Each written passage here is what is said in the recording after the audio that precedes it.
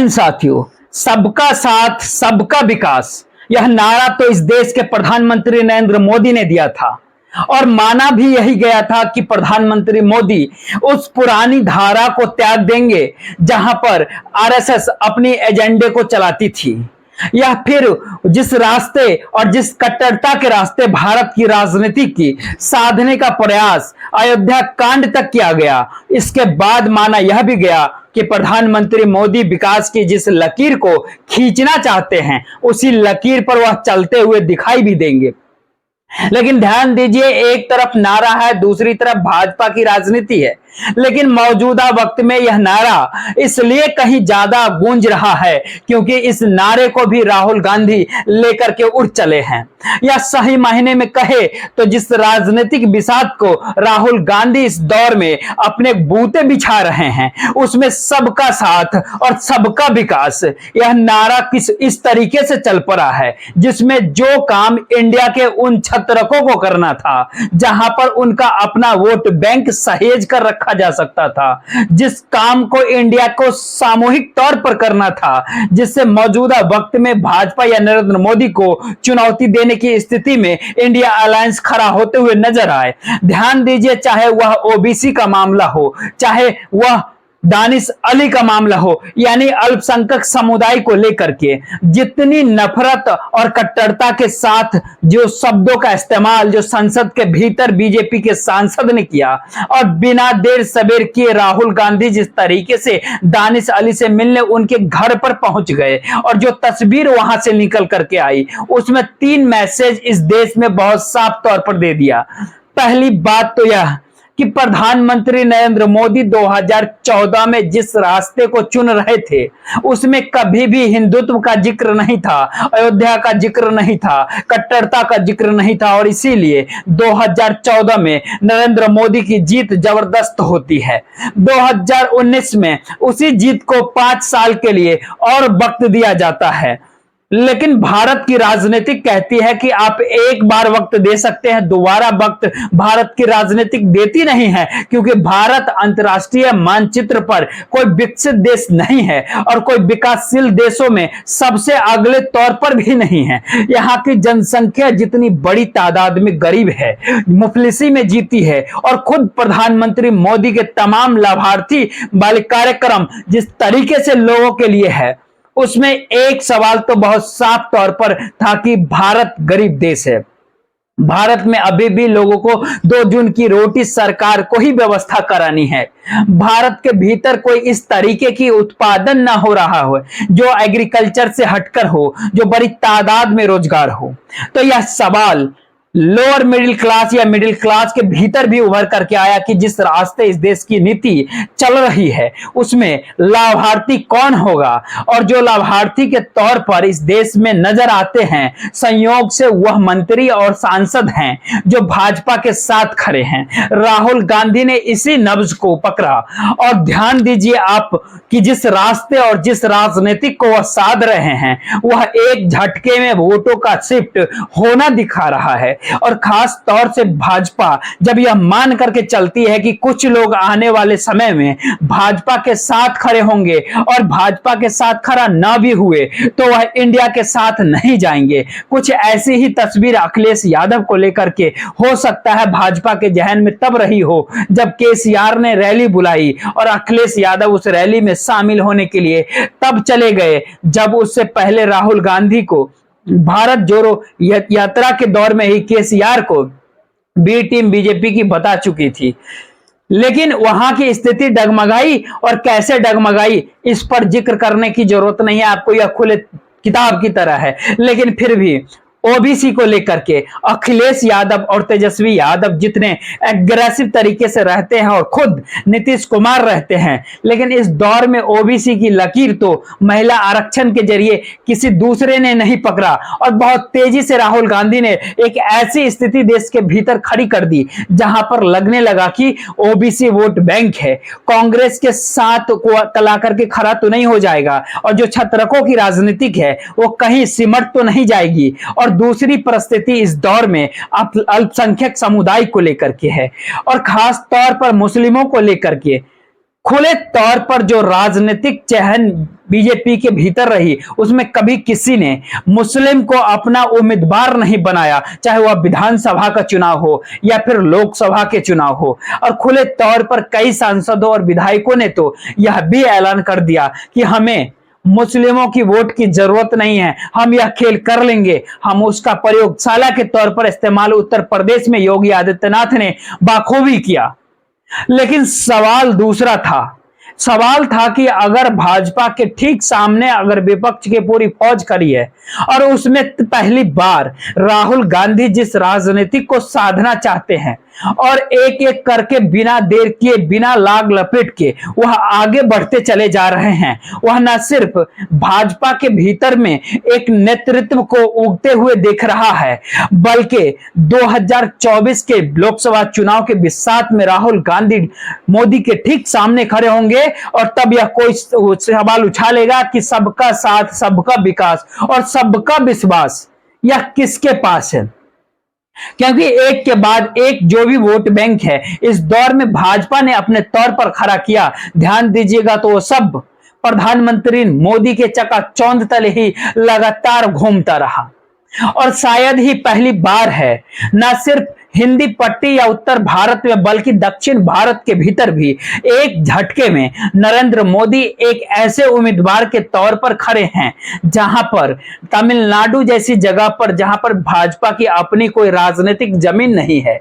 वहां की परिस्थितियों में भी अब डीएमके कहे या स्टालिन का सीधे तौर पर निशाना किसी दूसरे पर नहीं बल्कि प्रधानमंत्री नरेंद्र मोदी पर साधने को तैयार हैं।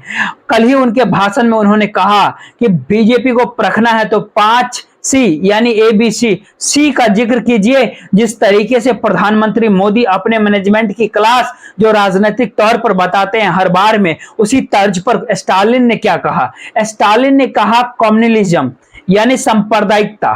करप्शन यानी भ्रष्टाचार, कॉर्पोरेट कैपिटलाइजेशन यानी कॉर्पोरेट पूंजीवाद, सीटिंग यानी धोखाधड़ी और कैरेक्टर एसोसिएशन जो चरित्रता। यह जो communalism, corruption, corporate capitalisation, cheating और कैरेक्टर एसेसिनेशन है, इसको समझने की जरूरत है कि भाजपा और मौजूदा वक्त में प्रधानमंत्री नरेंद्र मोदी की जो पूरी राजनीतिक है वो सब कुछ इसी के इर्द गिर्द घूम रही है।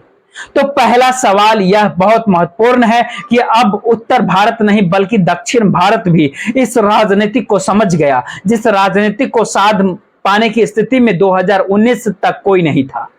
और राहुल गांधी अगर इस दौर में एक एक वोट के पूरे जंग को अगर एक एक मुद्दे के आश्रय प्रभावित कर रहे हैं तो अगला सवाल यह भी है कि क्या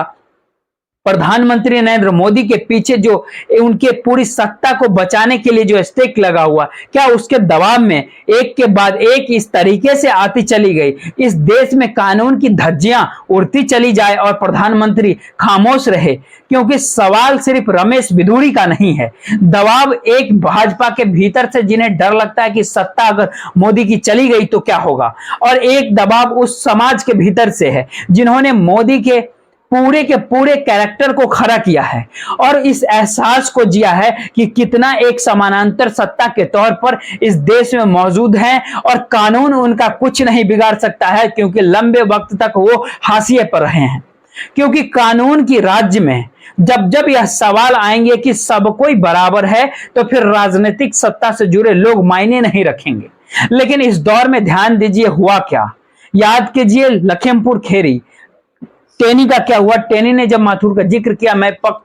मुझे जेल में डाल दीजिए, तो सारी बातें प्रूफ हो गई, लेकिन वह गृह राज्य मंत्री आज भी बने हुए हैं और कुछ भी उनके साथ वैसा नहीं हुआ जिसका जिक्र वो खुद करते थे, जो कि उनके बेटे ने जब किसानों को जीप से रौंद डाला था। प्रधानमंत्री उस दौर में याद कीजिए खामोश थे।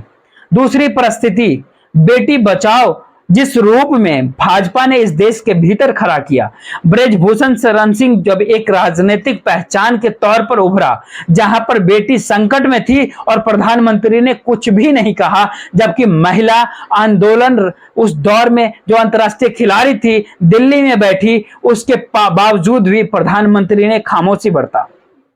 टैनी भी सांसद, वो भी मंत्री भी है, बृजभूषण शरण सिंह यह भी सांसद, और इनको भी छूने की हिम्मत नहीं हुई। और तीसरी परिस्थिति मौजूदा वक्त में रमेश भदौरिया के साथ निकल के आई। यहां भी प्रधानमंत्री चुप्पी थाम लेंगे, क्योंकि उन्हें ऐसा लगता है कि यह एक लंबे वक्त की खामोशी धीरे धीरे मुद्दे को डाइल्यूट कर देती है, या फिर जब समूचा देश ही इस बात को इंतजार हर मुद्दे को लेकर के करने लग रहा हो कि प्रधानमंत्री कुछ कहेंगे तभी कुछ एक्शन होगा, तो फिर प्रधानमंत्री उस पर खामोशी बरत कर यह एहसास अपने साथ उन लोगों को दिलाते हैं कि अगर आपका बहुत मस्तिष्क इसमें लगा हुआ है तो हम आपके साथ खड़े हैं। तो क्या इस दौर में प्रधानमंत्री मोदी का जो अपना वोट बैंक है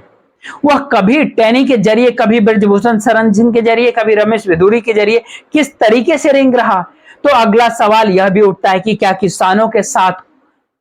कौन है, महिलाओं के साथ कौन खड़ा है?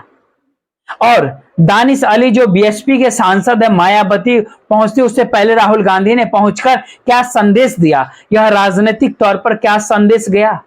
भाजपा के ही एक सांसद ने कह दिया कि क्या दानिश अली कांग्रेस में शामिल होने वाले हैं। सवाल यह नहीं है कि वो कांग्रेस में शामिल होंगे या नहीं होंगे, सवाल यह है कि जो सबका साथ सबका विकास का मैसेज इस दौर में जा रहा है और कांग्रेस को जिस नए परसेप्शन के साथ राहुल गांधी खड़ा कर रहे हैं, यानी एक तरफ इंडिया का जोर था, उसमें तो अपने बूते और अकेले ही राहुल गांधी ने एक एक समुदाय विशेष को अपने साथ ला करके जोड़ लिया है। और क्या यह राजनीतिक संकट इसलिए भी महत्वपूर्ण है क्योंकि 272 का आंकड़ा 2024 में कैसे भाजपा छू पाएगी, और जैसे ही वह नीचे होगी वैसे ही संकट, पहला संकट प्रधानमंत्री मोदी पर आएगा और उनको साफ जितनी बड़ी सौदेबाजी करने की स्थिति में उस वक्त अभी के जो करीबी है, चाहे वह केसीआर ही क्यों ना हो, चाहे वह जगन रेड्डी ही क्यों ना हो, चाहे वह नवीन पटनायक ही क्यों ना हो, वह उस दौर में पानी तो पिला देगी और यह परिस्थिति भाजपा के भीतर एक नई लीडरशिप को उफनते हुए देखेगी, एक नए तरीके से डेवलप होगा। लेकिन इस पूरे प्रकरण में राजनीतिक जमीन और राजनीतिक प्रयोगशाला क्या उत्तर प्रदेश बनने लगा है? और प्रधानमंत्री ने आज बनारस में पहुंच करके जो संदेश देना चाहा उसके पीछे पहली बार एक ही संदेश था। अब जातियों की आश्रय राजनीति करने की बीजेपी के लिए मुश्किल हो चली है। अब वह उस कुछ सोशल इंजीनियरिंग के रास्ते चल नहीं सकती, क्योंकि हर सोशल इंजीनियरिंग के सीढ़ी अब पायदान पर हर तरफ से धोखा पाया गया। जो लाभार्थियों की पूरी कतार है, पूरी टीम है, चाहे जनधन योजना 4000 रुपए टिकी हुई है, जो जीवन ज्योति बीमा है, जो सुरक्षा बीमा योजना है, जो अटल पेंशन योजना है, जो मुद्रा योजना है, जो स्टैंड अप इंडिया स्कीम है, जो वय वंदन योजना है, जो 60 साल से ज्यादा उम्र के लोगों के लिए, ध्यान दीजिए, हर योजना से जुड़े हुए लाभार्थी के सामने इस वक्त कई सवाल हैं। और यह सवाल इसलिए भी बड़े हो चले हैं क्योंकि पहली बार हरकत में राहुल गांधी है, या कांग्रेस है, या इंडिया अलायंस है, या इन तीनों चीज की अगुवाई करते हुए एक चेहरा निकल करके आया है जो हर किसी को गले लगा रहा है और गले लगाते हुए संदेश दे रहा है कि आप हमारे साथ रहेंगे तो चीजें आपकी अनुकूल हो या ना हो, लेकिन इस देश के भीतर की ऐसी परिस्थिति नहीं होगी जिस परिस्थिति में इस देश को ला करके खड़ा कर दिया गया है। तो शायद अब इसलिए दो बातें जरूरी है। पहली स्थिति है कि वह कौन सी स्थिति है जिसमें प्रधानमंत्री मोदी और गृह मंत्री अमित शाह की समूची राजनीतिक बिसात डगमगा गया, और हमें लगता है इसके लिए कोई बड़ी मशक्कत करने की भी जरूरत नहीं है। कुछ चीजों का ध्यान दीजिए आप कि इस देश की 99 सीटें ऐसी है जहां भाजपा अपनी उम्मीदवार भी खड़ा नहीं करना चाहती, वह जीत भी नहीं सकती है और जीती भी नहीं। वहां पर 3 राज्य तो बहुत साफ है, आंध्र प्रदेश, केरल और तमिलनाडु। आंध्र प्रदेश की 25 सीटें, केरल की 20 सीटें और तमिलनाडु की 38 सीटें, इसके अलावे पंजाब की 10 सीटें, इसके अलावे जम्मू कश्मीर की 3 सीटें और इसके अलावे असम की 3 सीटें। यहां पर भाजपा कहीं अपने उम्मीदवार को खड़ा करने का सोचेगी नहीं, क्योंकि 99 सीट इसे माइनस कर दीजिए आप। और उसके बाद एक अगला सवाल है कि जो छत्रखों के तौर पर जो नवीन पटनायक, ममता और केसीआर हैं, इनकी सीटें जो उन्होंने पिछली बार जीती, यह भी भाजपा नहीं जीत सकती है। नवीन पटनायक के पास 12 है और ममता बनर्जी के पास 22 सांसद है, केसीआर के पास 9, यानी कुल मिलाकर के 43 यह भी है। उधर 99, इधर 43। इसने एक चीज और जोड़ लीजिए, जो कल तक लाभार्थी के साथ तो मुश्किल है ही, भाजपा के साथ अपने ही जब साथ छोड़ करके निकल गए, उनके सीटों का क्या होगा। उसमें शिवसेना ने 18 सीटें जीती थी, उसमें जनता दल यूनाइटेड ने 16 सीटें जीती थी, उसमें अकाली दल ने 2 सीटें जीती थी, यानी 36 सीटें यह भी है। यहां पर एक सवाल है, क्या शिवसेना, सिर्फ टूटी हुई शिवसेना पूरी सीट जीत सकते हैं, या ये आप कहेंगे इम्पॉसिबल है, और कोई भी ये कहेगा कि बिल्कुल नामुमकिन सी चीज है। तो इन 36 सीटों को भी आप जोड़ दीजिए, जहां पर शिवसेना, जनता दल यूनाइटेड और अकाली दल जो 2019 में भाजपा के साथ थे, एनडीए के साथ थे, प्रधानमंत्री नरेंद्र मोदी के साथ थे, तीनों निकल गए। 36 सीटें यह है, 43 सीटें तीन जो छत्रक थे, नवीन पटनायक, ममता बनर्जी और केसीआर, और 99 सीटें ऐसी है जहां पर भाजपा अपने उम्मीदवार खड़ा कर ही नहीं सकती। इन तीनों को जोड़िएगा आप तो 178 सीट खुले तौर पर आपके सामने आकर के खड़ा हो चला। बचा कितना सीटें। और इसमें भाजपा पिछली बार कितनी जीती थी, भाजपा पिछली बार जीती थी 303 सीटें, और बचती है, अगर इनसे 178 को माइनस कर दीजिए तो 365 सीटें। अब आप सोचिए कि 365 सीटों में से 303 सीट क्या रिकॉर्ड जीत बीजेपी ने हासिल की। अब यह सवाल है कि जहां जहां रिकॉर्ड जीत हासिल की, उसमें अगर आप इस देश के भीतर में 1 दर्जन राज्यों का एक एनालिसिस करें, जिसमें उत्तर प्रदेश, गुजरात, मध्य प्रदेश, राजस्थान, हरियाणा, छत्तीसगढ़, हिमाचल प्रदेश, उत्तराखंड, कर्नाटक, दिल्ली और झारखंड, इन जगहों की तमाम सीटें मिलाकर के 239 सीटें होती है। 239 सीटें में से भाजपा ने 210 अकेले जीती,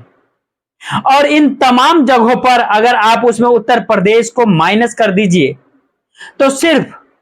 और सिर्फ दिल्ली को जरा आप माइनस कीजिए, जोड़िए, क्योंकि आम आदमी पार्टी की मौजूदगी पिछली बार तीसरे नंबर पे थी। बाकी तमाम जगहों पे कांग्रेस और भाजपा को टकरा रहा है। हम इस बात का जिक्र क्यों कर रहे हैं, क्योंकि राहुल गांधी अपने बूते समूचे इंडिया को मैनेज कर रहे हैं, समूचे वोट बैंक को मैनेज कर रहे हैं, और सबका साथ और सबका विकास राजनीतिक धरातल पर उतारकर वह उस राजनीतिक को साध रहे हैं, जिस राजनीतिक को कभी अटल बिहारी वाजपेयी ने साधा था।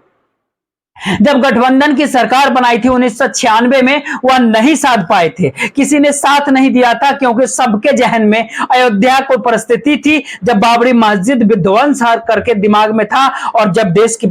भीतर की परिस्थितियां हर किसी के जहन में थी। इसीलिए अटल बिहारी वाजपेयी ने 2 भाषण दिया था 13 दिनों के बाद, जो सरकार 13 दिन में ही गिर गई 96 में, उनके साथ कोई खड़ा नहीं था। तो उन्होंने भी कहा था कि मैं ऐसी सत्ता चूंटे से भी नहीं पकड़ना चाहती हूं। अब यह सवाल है, क्या वह पूरी की सुई एक झटके में घूम चुकी है।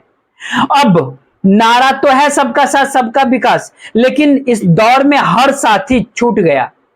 हर लाभार्थी शुरुआती दौर में समुदाय के तौर पे हो, वोट बैंक के तौर पर हो, चाहे जाति समीकरण के हिसाब से भाजपा के साथ खड़ा हुआ, लेकिन एक लंबी प्रक्रिया के बाद उसे भी चीजें अब समझ में आने लगी।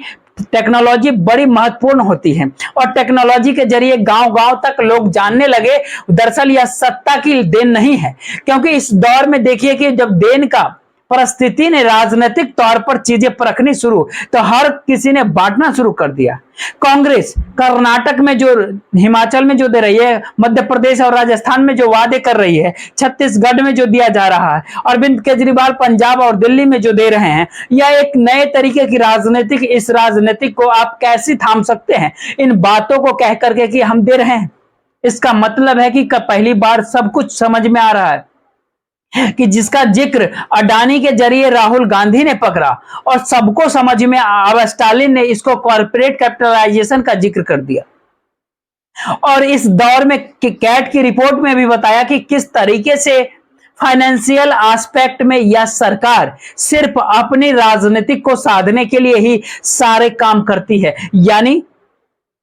यानी इससे पहले कि भाजपा की जो राजनीतिक चलती थी इस देश के भीतर में, जितनी भी योजनाओं को वो प्रधानमंत्री मोदी यह कहकर के लेकर के आए कि हम कल्याणकारी योजनाओं को लेकर के आ रहे हैं, उसका लाभ से ज्यादा अब सवाल यह हो गया कि क्या यह पैसा इस देश का है यह पैसा हमारा है, यह हमारे हक का पैसा है और आप देते हैं उससे ज्यादा तो अब दूसरे राज्य से हमें मिल रहा है और दूसरे राज्य में ज्यादा दिया जा रहा है, क्योंकि इस देश के भीतर में जो सबसे बड़ा वोट बैंक है वह मजदूर किसानों का वोट है, वह दिहाड़ी मजदूरों का वोट है। वो उनका ट्रेवल देश भर के भीतर होता है और उनका घर परिवार गांव जिले से लोग आते जाते रहते हैं और एक संवाद बन रहा है कि अच्छा वहां इतनी सुविधा है, यहां तो यह भी नहीं है। तो क्या गुजरात में जितनी सुविधाएं मिलती है क्या उससे ज्यादा कर्नाटक में सुविधाएं नहीं मिल रही है? क्या इस दौर में अलग अलग राज्यों ने जो सुविधाएं मिल रही थी क्या ठीक उसके समानांतर एक नई परिस्थिति मौजूदा राजनीतिक ने खड़ी कर दी? यह सारे सवाल मौजूदा वक्त में भाजपा को न सिर्फ परेशानी में डाल रहे हैं बल्कि प्रधानमंत्री नरेंद्र मोदी और अमित शाह की उस राजनीतिक को भी कहीं ना कहीं कटघरे में खड़ा कर रहे हैं, जिस कटघरे में उन्होंने समूचे विपक्ष की राजनीतिक को खड़ा किया था। और उसके बाद जब इंडिया बना तो सवाल सिर्फ यह उठ रहा था कि यह इंडिया आपस में कब टकरा जाएगा पता नहीं, कैसे सीटों का तालमेल होगा पता नहीं, लेकिन राहुल ने इससे बड़ी लकीर खींचने की कोशिश की और वह लकीर इस देश के तमाम लोगों को जोड़ने की है, सबको साथ लेकर के चलने की है और यह मैसेज कन्वे करने से रहे कि दरअसल सत्ता आपको कुछ नहीं देती है, यह आपका अधिकार है। सत्ता जब कोई काम नहीं कर पाती है इस देश के विकास के लिए तो वह पैसा बांटने लगती है अलग अलग चक्र में, अलग अलग शक्ल में। अगर वह पैसा आपके पास आ रहा है तो यह मत सोचिए कि यही सत्ता रहेगी तो आपके पास पैसा आएगा, लेकिन जो आखिरी सवाल सबसे बड़ा है वह सवाल होता है कि दरअसल सत्ता के पीछे जो लोग खड़े होते हैं, जिनका अपना स्टेप इस सत्ता के साथ रहता है, वह पहली बार ऐसे मुहाने पर आकर के खड़ा हो चला है कि उन्हें इस बात का बाखूबी एहसास हो चला है कि अगर कल मोदी की सत्ता चली गई तो उनका होगा क्या। और इस दायरे में इस देश के पूरे नौकरशाही आ गई, इस दायरे में इसके पूरे देश के मीडिया आ गया, इस दायरे में इस पूरा का पूरा सिस्टम आता है जिसको चलाने वाले चंद प्लेयर हैं और इस दौर में इस देश की वह इकोनॉमी भी आती है जिसको कॉरपोरेट के हाथों मोदी सत्ता ने नीतियों के जरिए थमा डाला। तो क्या राजनीतिक पलट रही है? क्या इस दौर में मोदी के ऊपर कहीं बड़ा संकट, शाह के ऊपर बड़ा संकट, राहुल के बड़ी अजीब ये परिस्थिति बना दिया है? यह परिस्थितियां पहली बार 9 वर्ष की उस राजनीतिक पे ताला लग रहा है जिस राजनीतिक को साधते साधते सत्ता और उस पे लगे हुए जो पूरे लोग थे जिनका स्टेप लगा हुआ था वह समझ ही नहीं पा रहे हैं कि यह गलत हो रहा है या सही हो रहा है। और जनता के भीतर का संदेश बहुत साफ है, बहुत क्लियर है कि क्या ऐसी परिस्थिति देखी जा सकती है? कोई भी गाड़ी से किसानों को रौंद दे और सत्ता चुप रहे, कोई भी महिलाओं को रौंद दे और सत्ता यौन शोषण के जरिए और सत्ता इस पर चुप रहे, कोई भी किसी भी तौर पर अब अल्पसंख्यक समुदाय मुस्लिमों को निशाने पर लेता चला जाए और सत्ता इस पर चुप्पी थाम ले, कोई भी अपने तौर पर कॉर्पोरेट को कुछ भी बांट दे और सत्ता उस पर एक शब्द न कहे। इस देश के भीतर सवाल गवर्नेंस का, इकोनॉमी का है और यह सभी चीजें जब पॉलिटिकल एस्पेक्ट में तब्दील होता है तो अब सवाल प्रधानमंत्री मोदी की रणनीति के इंतजार का है या राहुल गांधी के बिना रणनीति के सिर्फ गले लगाने की प्रवृत्ति एक नई राजनीतिक को जन्म दे चुकी है। बहुत बहुत शुक्रिया, बहुत बहुत धन्यवाद। जय हिंद, जय भारत।